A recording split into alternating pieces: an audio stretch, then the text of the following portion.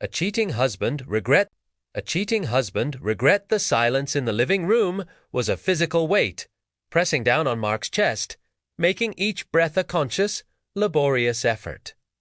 The air, usually thick, with the faint scent of Sarah S. lavender hand lotion and the residual warmth of their shared evenings, now felt sterile, alien.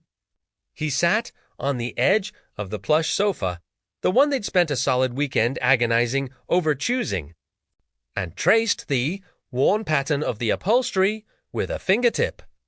Each swirl and loop was a map of their life, a life he'd just irrevocably fractured. He hadn't looked her in the eye since he'd seen the text message. It had been on her phone, lying innocently on the coffee table. A casual glance, a fleeting curiosity, and then the world had tilted on its axis.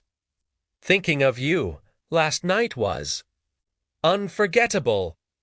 The words, stark and unambiguous, had seared themselves into his brain.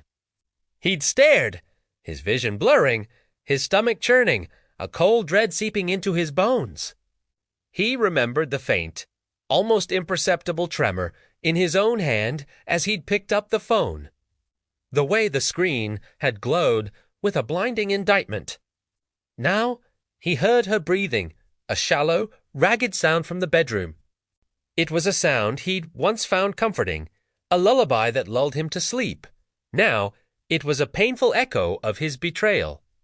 He squeezed his eyes shut, a desperate attempt to shut out the reality, but the flashbacks came, unbidden and relentless. It had started so innocently, a flicker of something he'd long suppressed.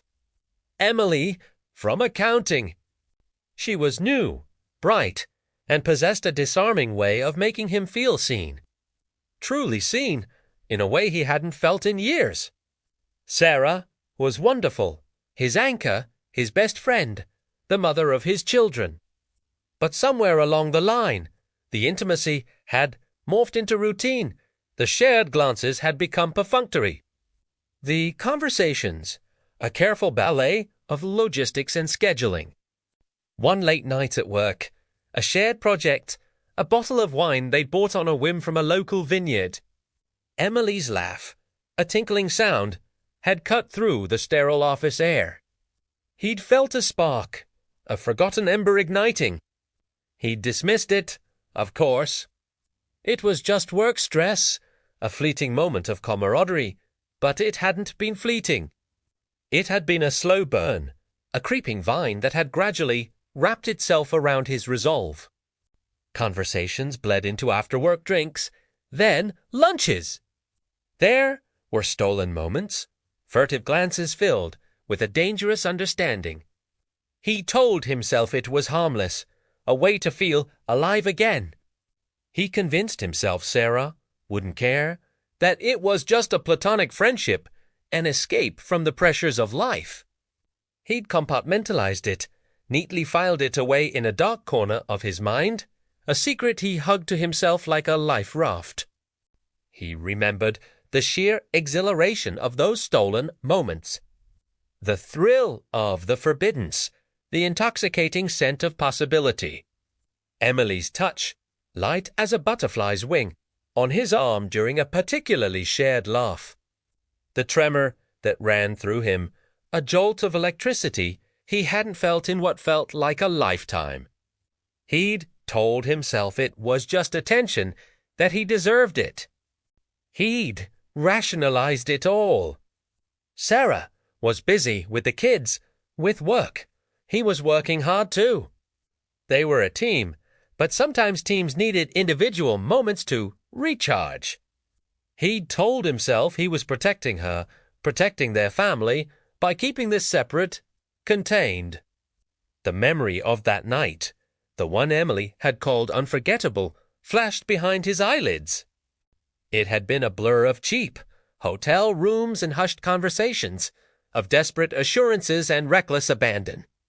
He'd walked away from it feeling hollow, a gnawing guilt already taking root. He'd sworn it would be the last time. But then another text, and another, and then tonight. The casual ease with which Sarah had asked for his phone to look something up. The way her face had gone slack, then pale, as she'd scrolled. He remembered the sharp intake of her breath, the way her hand had flown to her mouth as if to stifle a scream. "Mark?" Her voice, a thin wisp of sound, had cut through the silence. He hadn't been able to answer. He'd just stared at the phone, at the damning evidence. His own betrayal laid bare. "What is this?" She'd whispered, her voice trembling. He'd finally met her eyes. They were pools of hurt, confusion, and a dawning horror. Her lower lip quivered. He saw the questions multiplying in their depths, questions he had no honest answers for. It's not what you think," he'd stammered, the lie tasting like ash in his mouth. Her gaze sharpened, a flicker of anger cutting through the pain. "Then what is it, Mark?" "Because it looks like you're having an affair." The words hung in the air, heavy and suffocating. He'd seen the accusation in her eyes, the confirmation of her worst fears. And in that moment, the carefully constructed walls he'd built around his secret had crumbled. Leaving him exposed and utterly undone, he heard the click of the bedroom door opening. Sarah stood in the doorway, silhouetted against the dim light. Her face was drawn, her eyes puffy and red. She clutched a threadbare cardigan around herself, as if trying to hold herself together. "Are you going to say anything?" she asked, her voice flat, devoid of emotion. Mark's throat felt constricted. He wanted to beg, to plead, to explain. But what could he explain? That he'd acted like a fool, a selfish, short-sighted fool. That he'd traded the warmth of their life for a fleeting, hollow thrill. He stood up, the movement stiff and uncertain. He took a step towards her, his hands hanging uselessly at his sides. The space between them felt like a chasm, a void he'd dug himself. "Sarah," he began, his voice rough, barely a whisper. She flinched, as if his voice was a physical blow. "Don't," she said, her gaze fixed somewhere beyond him, on the meaningless patterns of the rug. "I don't want to hear it right now." He stopped, the words catching in his throat. He saw the tears finally spill down her cheeks, silent and unending. He wanted to wipe them away, to hold her and tell her it would be all right. But he knew, with sickening certainty, that it wouldn't be all right. Not for a long time, if ever. The silence returned, heavier this time, a tangible reminder of the irreparable damage he had inflicted. He looked at Sarah, at the woman he loved, the woman he had so carelessly broken, and felt a profound, suffocating emptiness.